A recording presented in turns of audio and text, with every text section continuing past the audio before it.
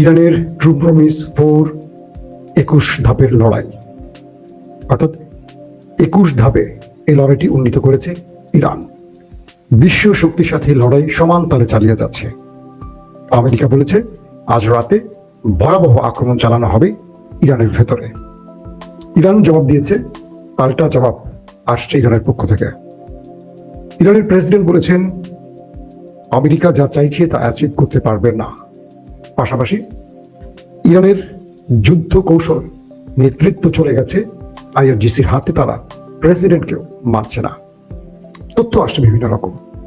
শনিবার সকাল থেকে নেতাকাকুর বাড়িতে ভয়াবহ আক্রমণ চলছে, সেটা সামাল দিতে পুরো ব্যস্ত দেশটি। অন্যদিকে সৌদি আরব এবং পাকিস্তানের মধ্যে জরুরি বৈঠক হয়েছে। কি বিষয়ে আলোচনা হয়েছে সেটাও জানাবো।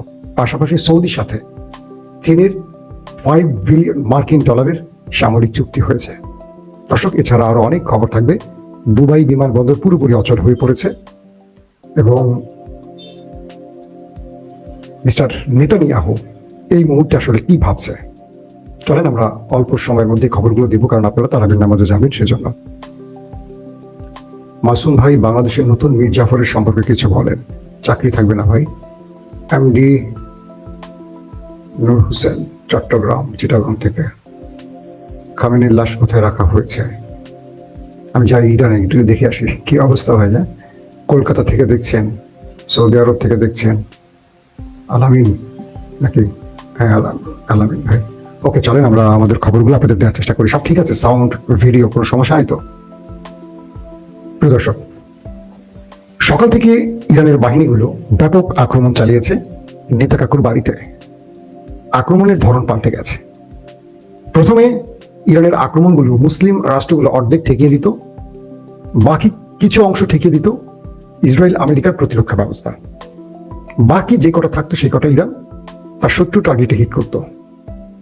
বর্তমান বিষয়টি বলছে এখন ইরানের আক্রমণ আরবের কোনো দেশ, সেটা আরব আমিরাত, সৌদি আরব বা জর্ডান, কেউ ঠেকাতে পারছে না। সোজা চলে যাচ্ছে দখলদার দেশটির ভেতরে। সেখানে তারা যতটুকু পারছে ঠেকাচ্ছে, বাকিগুলো কাঙ্ক্ষিত লক্ষ্যে হিট করছে। আন্তর্জাতিক গণমাধ্যমের সাংবাদিকরা বলছে নেতাকাকুর বাড়ির প্রতিরক্ষা ব্যবস্থা ভেঙে পড়েছে। আরবে যেমন ভেঙে পড়েছে, সেই ইসরায়েল নামক দেশটির ভেতরে প্রতিরক্ষা ব্যবস্থা ভেঙে পড়েছে। একদিক থেকে হিজবুল্লাহ অ্যাটাক করছে, অন্যদিকে ইরানের ভয়ঙ্কর সব মিসাইল আক্রমণ চালাচ্ছে। ইরান এবার দুটো ধাপে তার পরিকল্পনা সাজিয়েছে। একটি, শত্রুর প্রতিরক্ষা ব্যবস্থা ভাঙা।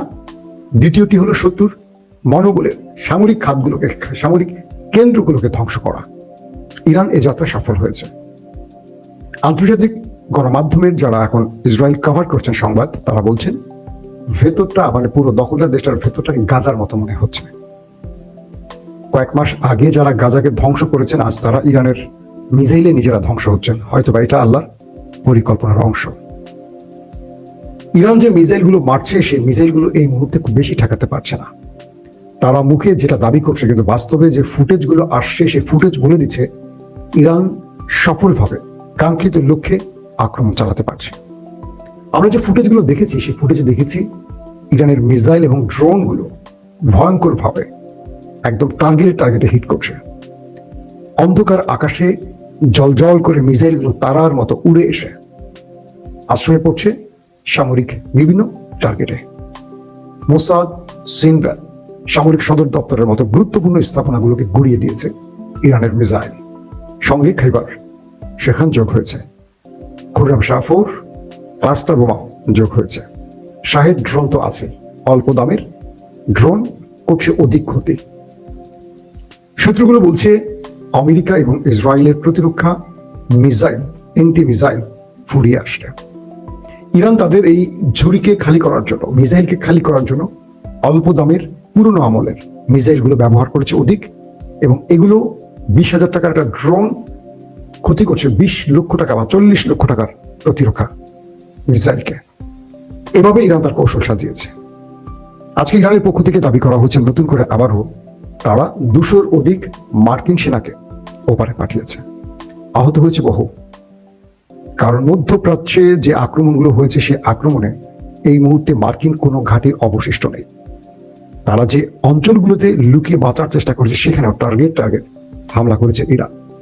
কিন্তু মার্কিন যুক্তরাষ্ট্রের খাতায় সামরিক বাহিনীর সদস্যের নিহতের তালিকা একেবারেই কম। তাহলে ইরানের মিসাইলগুলো কোথায় গেল, বা যে ধ্বংসলীলা চালালো সেখানে কি কোনো মানুষজন ছিল না? এই প্রশ্ন নতুন করে আসছে। আবার প্রশ্ন আসছে, ট্রাম্প কি তার ক্ষমতা বাঁচাবার জন্য তথ্য লুকাচ্ছে? এরকম অনেক প্রশ্ন এখন উঠে আসছে। মার্কিন গণমাধ্যম ওয়াশিংটন পোস্ট দাবি করেছে ইরানকে গোয়েন্দা তথ্য দিচ্ছে রাশিয়া।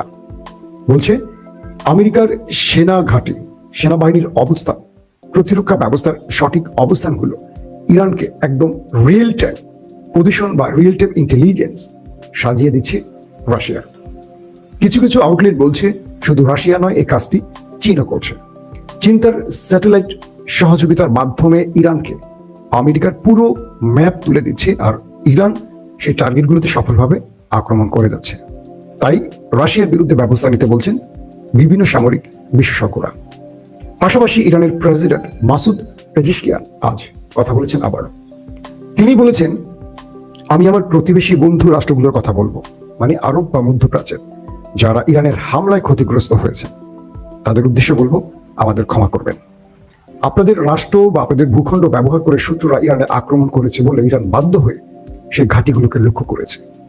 ইরান আপনাদের সার্বভৌমত্ব, আপনাদের জনগণ, আপনাদের অবকাঠামো বা রাষ্ট্রীয় সম্পদ ধ্বংসে কোনো আক্রমণ চালায়নি। ইরানের পুরো আক্রমণ ছিল শত্রুর বিরুদ্ধে যারা আপনাদের ভূখণ্ডে বসে আমাদের বিরুদ্ধে লড়াই করছে। মিস্টার মাসুদ পেজিশকিয়ানের এই বক্তব্যের পর কিছুটা সান্ত্বনার বাণী পেয়েছে মধ্যপ্রাচ্য। পাশাপাশি আরব রাষ্ট্রগুলো চীন এবং রাশিয়ার মাধ্যমে ইরানের সাথে দুতিয়ালি চালিয়ে যাচ্ছেন। মোহাম্মদ বিন সালমান প্রশাসন ইরানের পররাষ্ট্রমন্ত্রীর সাথে কন্টিনিউ যোগাযোগ রাখছেন। তারা বলছেন ইরান খেপে যাবে এমন কোনো কাজ তারা করবেন না। ইরান তাদের আশ্বাস দিয়েছেন আরবের রাষ্ট্রীয় সম্পদ তারা ধ্বংস করবেন না। এই পর্যায়ে মোহাম্মদ বিন সালমান পাকিস্তানের সহযোগিতা চেয়েছেন। পাকিস্তানের ফিল্ড মার্শাল সেনাপ্রধান আসিম মনিরের সাথে সৌদি আরবের প্রতিরক্ষা মন্ত্রীর জরুরি বৈঠক হয়েছে এবং পাকিস্তান থেকে সামরিক সহযোগিতা চেয়েছেন। আপনারা জানেন বিগত কয়েক মাস আগে সৌদি আরব এবং পাকিস্তানের মধ্যে একটি সামরিক চুক্তি হয়েছে, যেখানে সৌদি আরব আক্রান্ত হলে পাকিস্তান আক্রান্ত মনে করতে হবে এবং পাকিস্তান এই আক্রমণ নিজের মাথায় পড়েছে ভেবে তারা সহযোগিতা করবে। একইভাবে পাকিস্তান আক্রান্ত হলে সৌদি আরব তাদের সব রকম সহযোগিতা করবে।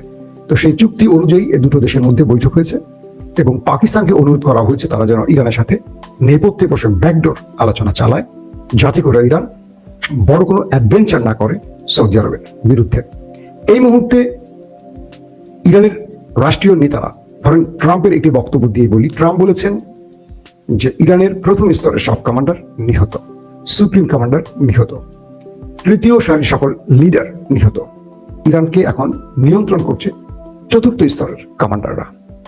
এই উত্তরে ইরানের প্রেসিডেন্ট বলেছেন, আমরা ইরানিরা স্তর বিন্যাস করে কথা বলি না। ইরান বা ইরানের যুবকরা ইরানকে রক্ষায় যথেষ্ট। মার্কিন প্রশাসন ইতিমধ্যে যে ইঙ্গিতটি দিয়েছেন সেটি হলো তাদের একটি বিশেষ ট্রেনিং প্রাপ্ত সামরিক সদস্যদের মধ্যপ্রাচ্যে পাঠাবেন। অর্থাৎ মধ্যপ্রাচ্য থেকে যখন মার্কিন সেনারা লেজ গুটিয়ে পালিয়ে গেল, সেই স্থলে নতুন করে আরেকটি গ্রুপকে পাঠানোর ঘোষণা আসছে। অর্থাৎ আমেরিকার একটা প্রশিক্ষিত বাহিনী যাদেরকে অন্যখানে পাঠানোর কথা ছিল তারা এখন মধ্যপ্রাচ্যে নামবে।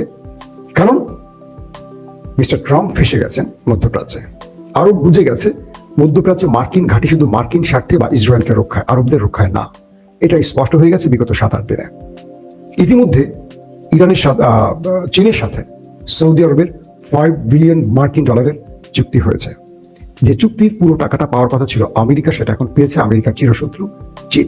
অর্থাৎ ইরান আমেরিকার যুদ্ধের সুবিধাটা পাচ্ছে এখন চীন, রাশিয়া। পাশাপাশি রাশিয়ার তেল বিক্রির উপর থেকে নিষেধাজ্ঞা তুলে নিতে পারে আমেরিকা, এরকম প্রস্তাব আসতে শুরু করেছে। অর্থাৎ ইউক্রেনও তাদের প্রতিরক্ষা ব্যবস্থা, প্যাট্রিয়ট বা থার্ডের যে প্রতিরক্ষা ব্যাটারিগুলো, এগুলো আবার আমেরিকাকে দিচ্ছে, কারণ আমেরিকার প্রতিরক্ষা ব্যবস্থা ইরানের ধোলাইতে শেষ হয়ে গেছে। এখন শেষ পর্যন্ত ইউক্রেন থেকে সহযোগিতা চাচ্ছে আমেরিকা। এর অর্থ হচ্ছে কি পরিমাণ মার খেয়েছে সেটা আমরা বুঝে গেছি। আমেরিকা যে অস্ত্র বিক্রি করেছে ইউক্রেনের কাছে, সেখান থেকে আবার নিজে ভিক্ষা চাচ্ছে। এটা ট্রাম্পের বড় পরাজয়ের লক্ষণ। যখন ইউক্রেন তার প্রতিরক্ষা ব্যবস্থাগুলো সৌদি আরবকে দিচ্ছে, সৌদি আরবকে না মার্কিন যুক্তরাষ্ট্রকে দিচ্ছে, তখন সুবিধাটা নিচ্ছে পুরোপুরি রাশিয়া। কারণ এখন রাশিয়া মনির মতো ইউক্রেনে অ্যাটাক চালাতে পারবে। প্রতিরক্ষা ব্যবস্থা ভেঙে গেলে রাশিয়ার ড্রোন মিসাইলগুলো এখন সফল অ্যাটাক চালাতে পারবে। এটা হলো রাশিয়ার জন্য বড় প্রাপ্তি। একদিকে চীন সুবিধা নিচ্ছে, একদিকে রাশিয়া সুবিধা নিচ্ছে, মাঝখান থেকে লড়াইটা করে যাচ্ছে এই দুটো রাষ্ট্রের বন্ধু ইরান। আর তাই এই দুটো রাষ্ট্র নেপথ্য থেকে ইলেকট্রনিক ওয়ারফেয়ার অথবা রিয়েল টাইম ইন্টেলিজেন্স অথবা স্যাটেলাইট তথ্য দিয়ে ইরানকে সহযোগিতা করছে এবং ইরান সেই সহযোগিতায় শত্রুকে ভালোভাবে ধুলাই করতে পারছে। একদিকে যুদ্ধ, মানুষ মরছে, একদিকে বিজনেস শুরু হয়ে গেছে। মাঝখান থেকে বড় পরিমাণের ক্ষয়ক্ষতির মুখে পড়ে গেল আমেরিকা। কারণ আরবের রাষ্ট্রগুলো মার্কিন প্রশাসনের সাথে 5 ট্রিলিয়ন মার্কিন ডলারের যে চুক্তি করেছে, সেটা এখন তারা ভাবছে যে চুক্তিটি তারা বহাল রাখবে কি রাখবে না, এই টাকা তারা আমেরিকাকে দেবে কি দেবে না। কারণ আমেরিকা তাদের নিরাপত্তায় ব্যর্থ হয়েছে। দুবাই বিমানবন্দর, সবচেয়ে বড় যে বিমানবন্দরটি, সেটা আপাতত এখন অচল। সকল ফ্লাইট বন্ধ হয়ে গেছে কারণ এখানে আক্রমণের খবর পাওয়া গেছে। অন্যদিকে আমেরিকা দুদিক থেকে ইরানকে ঘিরে ফেলার পরিকল্পনা করেছে। শিগগিরই স্থল অভিযান চালাতে চাইছে তারা।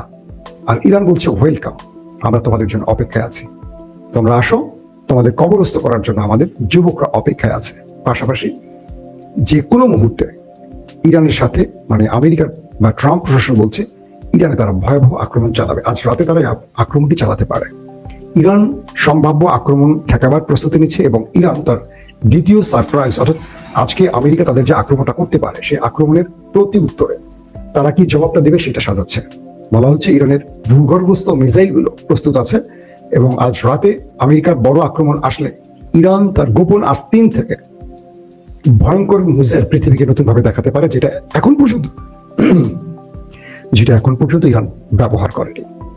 দর্শক, ইরান দাবি করেছে তাদের হামলায় নতুন করে আরো 200 মার্কিন সেনা ওপারে গেছে। এর আগে তারা দাবি করেছিল 650 মতো, এবার তারা নতুন করে 200 সংখ্যা বলেছে।